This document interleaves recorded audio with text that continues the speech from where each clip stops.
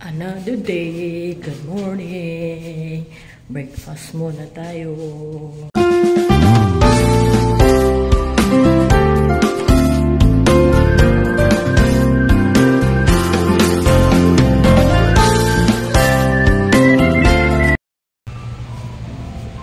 Breakfast muna kami guys, tapos pupunta kami sa office kasi meron kami mga gagawin. Kaya very busy talaga kami ngayon. No? Let's go inside. Ayan, breakfast ulit tayo. Natin na lang naman ulit ang kanilang pagkain. Yun, chicken embutido. Ano naman, mais na naman sila uli, oh. Ayan, fish. Oh, ayan. Ayan, daing na bangos. Diba? Iba na naman sa pagkain ngayon. Ay, hindi ko alam kung anong gulay yan siya, guys. Basta kayo siya. Ayun, kanin. Ayan, may salad sila. Salad. Salad kayo. This corner is salad. Tapos na kaming nag-breakfast, guys. Antay mo na kami ng sundo namin. Tapos, bali, dalawang agency ang pupunta muna namin. Tapos, bago kami pupunta sa aming office. Meron kami doon gagawin sa office namin. Kaya, sana matapos naman ito guys kasi kailangan ko rin bumalik sa Singapore. Marami din akong gagawin doon. So, diba? So, parang limitasyon lang ating pag-engine na yun. Nandun yung BFF ko sa labas kasi nagbabaytamis. Alam niyo yung vitamins niya guys, pausok. So, yun na talaga siya guys, no? So, mabuti ako na tigil ko yung vitamins na yun kasi masarap mabuhay nga, ika nga. So, diba? So, wala akong magawa. Talagang ganun siya. Natutuwa talaga siya pagkatapos kumain, magpapausok talaga yan siya guys. Siya no, yung daanan, meron kasing smoking area dyan, so nandun siya sa labas, sinaantay ko. Punta na kami guys, nandito ng aming sundo, kami pupunta doon, alis na kami. Guys, nakasakay ako ng angkas, ayun o, only in Manila, Philippines, kaming dalawa ng BFF ko. Experience guys, kung sobrang traffic.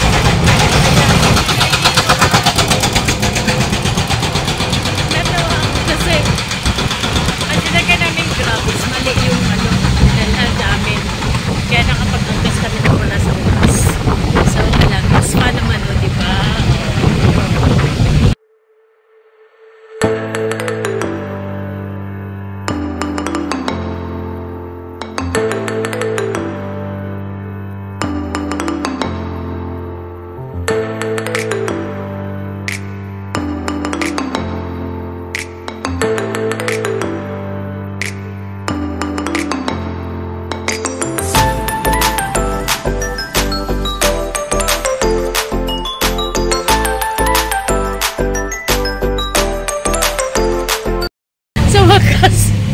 Nakarating na kami guys.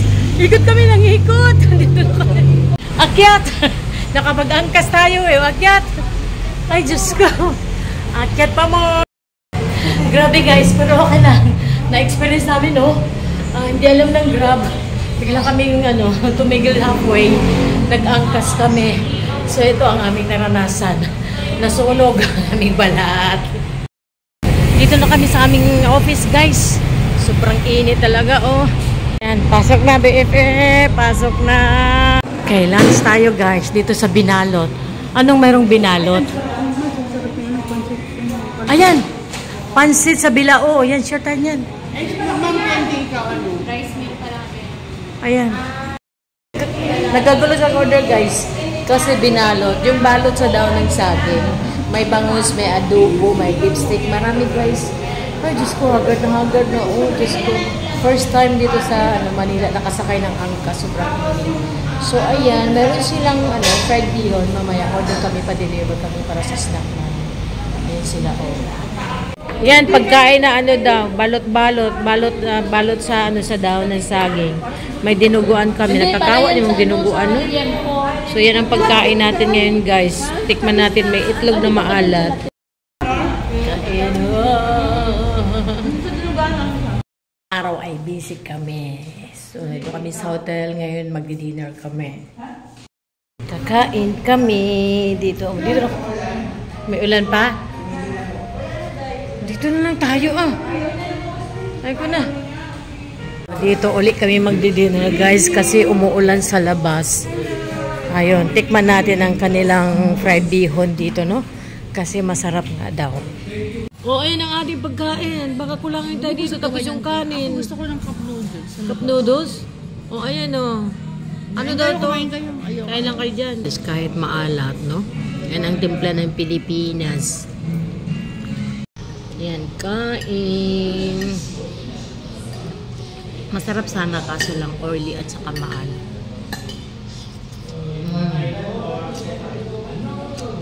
Sobrang busy kanina sa office. Marami akong na-interview. Maraming ginagawa.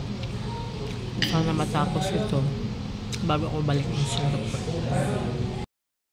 Good morning, Manila, Philippines. So, good morning guys. Pupunta kami ng Mall of Asia dahil meron kaming bibilihin. Then after that, pupunta kami sa office. Ayan, lumilipad ang aming sakyan. Si Kuya lumilipad. On the way na kami sa Mall of Asia. Ano ang mga kasamaan. After that, babalik kami sa office. So guys, andito na kami sa Mall of Asia. Ayan sa labas. Okay, so papasok muna kami dahil meron kaming bibilhin. Then after this, tulad na sinabi ko, siguro maglalunch muna kami din dito sa loob at babalik kami sa office. Ang dami pa namin gagawin guys. Tapos I have to fly back to Singapore bukas na. So that's life, no? Walang tulugan pero no choice. Ganito ang ating trabaho. Nandito tayo sa loob ng Mall of Asia. Parang ano ito siya guys? I think second time ko itong pumunta dito. Yung first time ko matagal-tagal na hindi pa ganito ang Mall of Asia. Kasi pag hindi mo alam dito maglakad sa loob, di ba mawawala ka guys?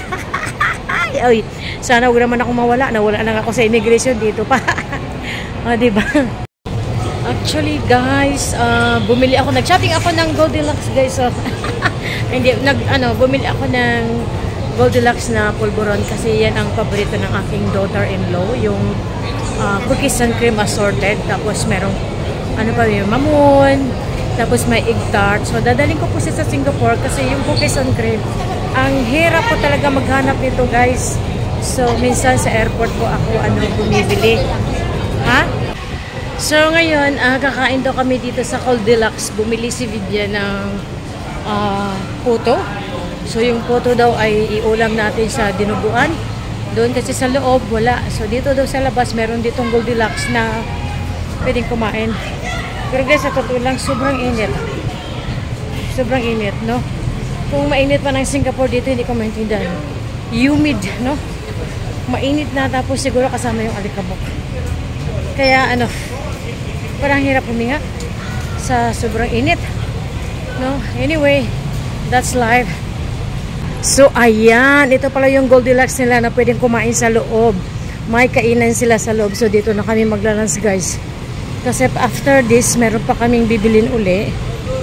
Ayan, so let's eat dito. At least dito aircon, no? Ayan, meron din sila mga ulam sa loob. Natapos na tuloy kami kumain guys. So hindi pa na-vlog guys. Ayun kurot. Pati yung dinuguan, walang laman. Ubus na siya guys, no? Gutom. Tapos yung puto. Yan lang. Yan ang lunch dito sa Goldilocks. Tapos na kaming kumain guys. Pumasok kami dito sa loob ng supermarket. Kasi nga bibili kami ng mga uniform ng katulong. So wala daw. So hanap pa kami sa ibang lugar. Tapos na kami mag-shopping. Lumayo si Kim eh. Hindi kayo papakita Kim. Takpan mo yung mukha mo Kim. Nakapag-shopping na kami guys. Nagtawa na. Shopping pala no. Bili ng uniform nila. So siguro balik muna kami sa hotel. Rest lang ako sandali guys. Tapos sipunta kami doon sa office no. Kasi ganitong oras, sobrang init at traffic. So, gusto ko muna ipahinga yung mata ko. Kahit saglit lang. Kasi yung hotel lang na pinag-stayan namin, malapit lang din kami sa office. So, rest muna kami doon. Ay, sobrang init. Sobrang init. Balik kami sa hotel, guys. Ha? Ano yan? Yung doon? No? Nangagat yung yung init. Sobrang.